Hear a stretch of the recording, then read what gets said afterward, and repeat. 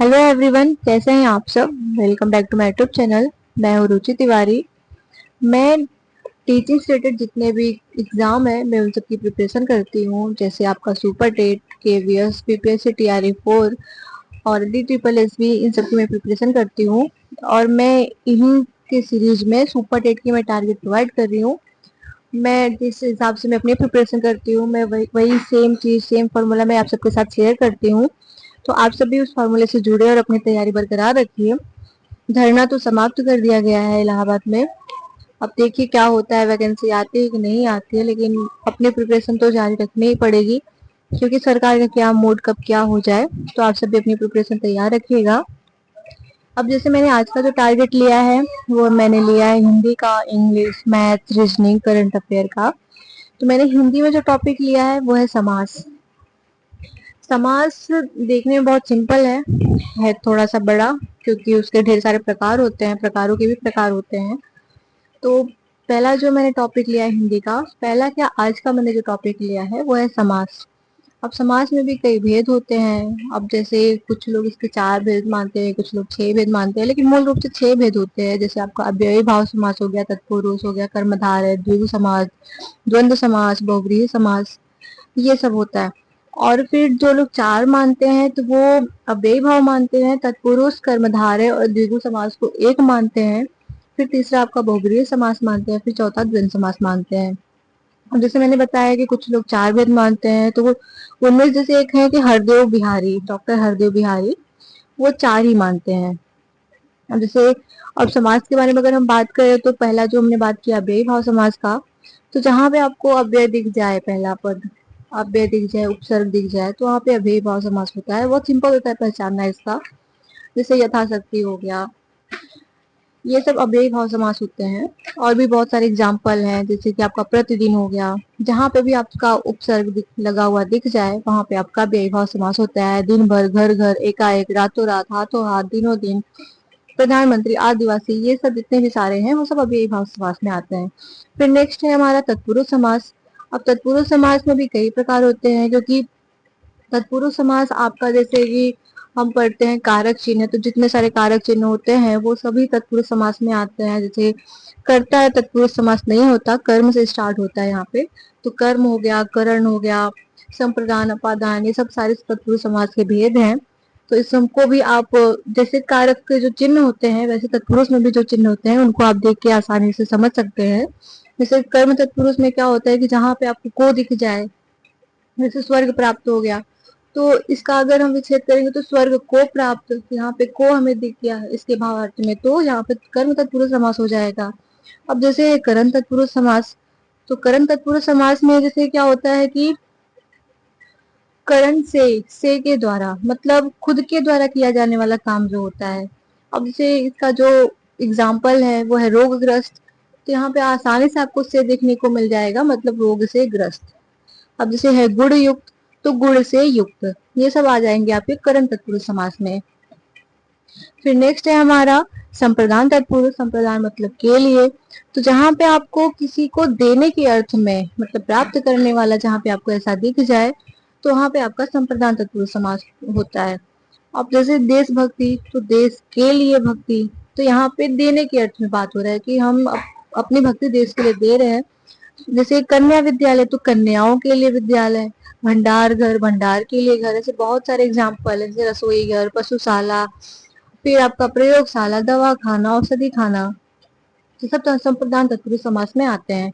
फिर नेक्स्ट है हमारा अपादान। अपादान का मतलब होता है कि से यहाँ का भी यूज होता है, लेकिन यहाँ पे अलग होने के अर्थ में होता है। जैसे कि बहुत हर जगह आपको एग्जाम्पल दिखने को मिल जाएगा कि वृक्ष से पत्ते गिरते हैं, तो यहाँ पे पत्ता वृक्ष से अलग हो रहा है, तो यहाँ पे आपका अपादान तत्पुरुष समास हो जाएगा। अब जैसे इसके कुछ एग्जाम्पल्स हैं, तो हो जाएगा कि जैसे कि धर्म विमुक्त, तो धर्म से विमुख मतलब धर्म से अलग होना।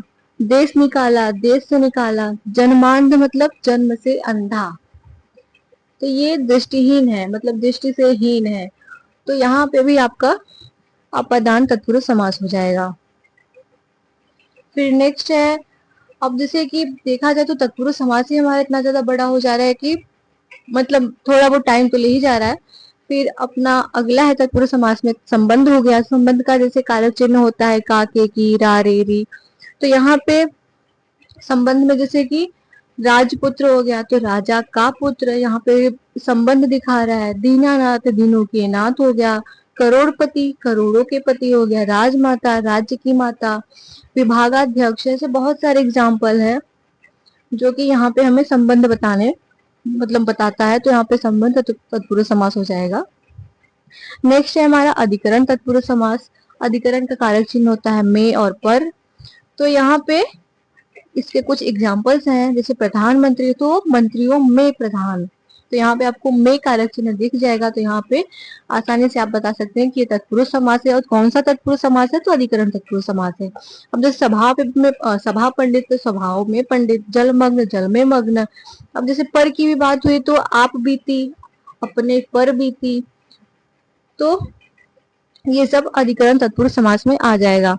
तो तत्पुरुष से कुछ और भी भेद हैं, जैसे आपका अलुक तत्पुरुष समास हो गया। अलुक तत्पुरुष समास में सबसे ज्यादा उदाहरण जो पूछा गया है वो है युधिष्ठिर, मतलब युद्ध में स्थिर होना। तो ये अलुक तत्पुरुष का सबसे ज्यादा पूछा जाने वाला उदाहरण है युधिष्ठिर और मनसिज, मतलब मनसिज सीज। और भी जैसे समास में आ जाएगा, तो ये सब सारे तत्पुरुष समास के अभी तक उदाहरण अभी तक चल रहे हैं। उपपद तत्पुरुष समास होता है। उपपद में जैसे कि जब किसी कार्य को किसी व्यक्ति मतलब किसी कार्य के द्वारा किसी व्यक्ति को जाना जाए, जैसे जो व्यक्ति जो काम करता है उसको उसी द्वारा जाना जाए। जैसे कि आपका हो गया, जैसे कुम्हार हो गया, आपका जैसे कि लेखक हो गया, लिखने वाला लेखक हो गया। अगर वो लिखता है तो लेखक है, अगर वो पढ़ता है तो पाठक है। तो उसके काम से उसको पहचाना जा रहा है। तो यहाँ पे आपका उपपद तत्पुरुष समास हो गया। अब जैसे नए तत्पुरुष समास होता है, तो यहाँ पे न का मतलब कोई भी समास है तो वो न में परिवर्तित हो जाता है। जैसे कि आस्तिक हो गया तो उसका जो नास्तिक न हो, आस्तिक का मतलब जो नास्तिक न हो। तो यहाँ पे न आराम से हमें दिख जाएगा। आदि, अनादि, यहाँ पे नए तत्पुरुष समास होता है।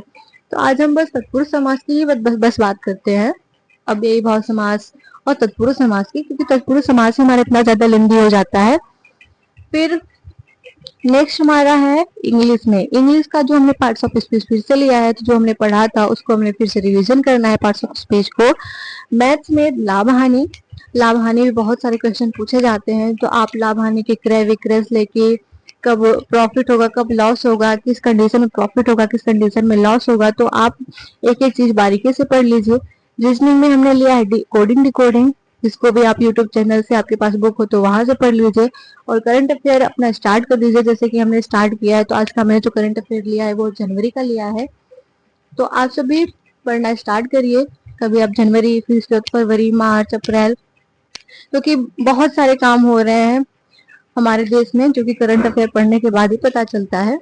तो ये सब आज का हमारा टारगेट था। तो आप सब अपनी वीडियो तैयारी बनाए रखिए। मिलते हैं नेक्स्ट वीडियो में, तब तक के लिए थैंक यू।